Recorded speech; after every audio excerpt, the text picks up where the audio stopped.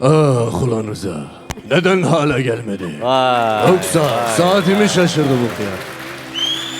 Gerçi saati olmadı ama en azından birine sorar.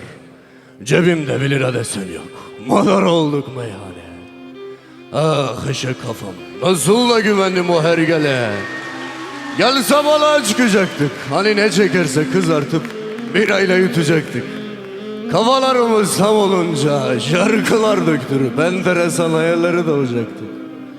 Bu sandalı geçen hafta çalıntıdan düşürüp denk getirdik. Arkadaşlar ısrar etti. Bizde olur, bize uyar diye düşündük. Rıza saat 8'de gelecekti. Bana birkaç milyon borç verecekti. Yoksa o Nemrut karısı kaçtı da onun mu peşinde gitti?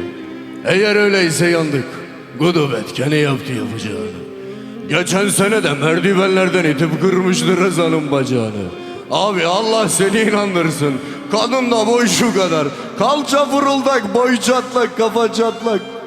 Korkuyorum ya bir gün kendini asacak ya da horlarken Rıza'yı boğacak. Aslında Rıza'yı çocuktur. Kalıba vursan 10 tane adam eder. Bir keresinde hiç unutmam. 3-5 zibidi haraca dadandı. Rıza sandalyeyi kaptığı gibi herifleri hastaneye kadar kovaladı. Aynı mahallede büyüdük. Aynı boydaydık. Aynı takımı tutar. Orta 2'de bıraktık. Matematik ağır geliyordu. Biz başka havadaydık. Fener'in her maçında iddialaşıp da millet az mı yemek ısmarladık. Bir tek askerde ayrıldık. Bana Bornova, ona ise Gelibolu. Gelir gelmez evlendirdiler. En büyük salaklığı da bu oldu. Ben ise hiç düşünmedim. Zaten param yoktu. Hep tek tabanca gezerdim.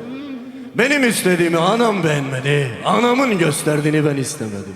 Neyse bunlar derin mevzu arkadaş. Anlaşıldı bu herif gelmeyecek. Ben ufaktan yol alayım. Eve gittim, vurup kafayı yattım. Rüyamda gördüm Rıza'nın gülümseyerek bana geldiğini. Ama nereden bilirdim de yolda kamyon çarpıp hastaneye yetişmeden can verdim. Tebrik.